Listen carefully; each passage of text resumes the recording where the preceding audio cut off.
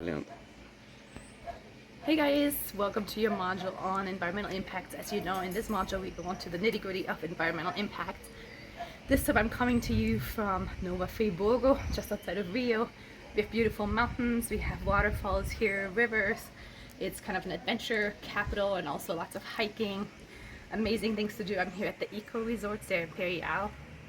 There's about 20 rooms here, there's hot tubs, the pool as you can see, a little billiard room, and just a tiny town.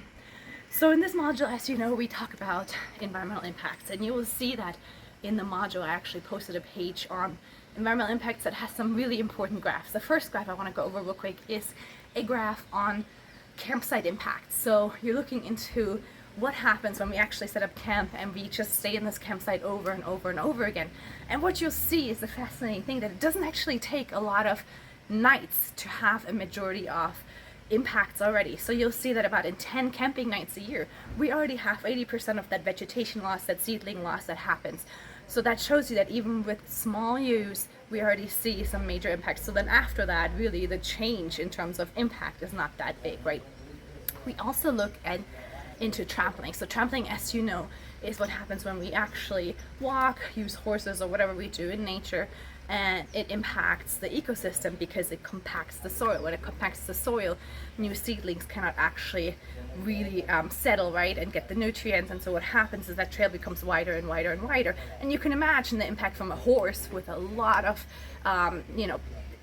like pressure in a small area is different than a hiker, right, or an ATV. So in that second graph that I showed you guys on this side, I want you guys to really look, because it not just depends on the activity. So think about the different activities we do in tourism. It also depends on where we're doing and what the ecosystem is. And in this graph, you see that clearly. You'll see that in some ecosystems, the ones on the top, it only takes about 10 passes a year, right? Meanwhile, some on the one on bottom, right, like the Australian forest lands, it can take a lot more, right? And so really depends on the ecosystem and how many passes that ecosystem can sustain.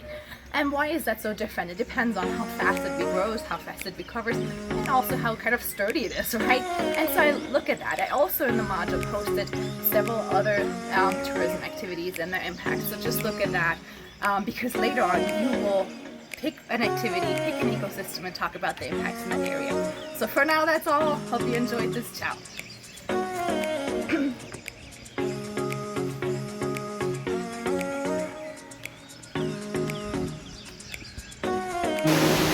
Told you guys there's a lot of waterfalls here. This behind me is Indiana Jones. Why? Because we have to climb through this to actually get there.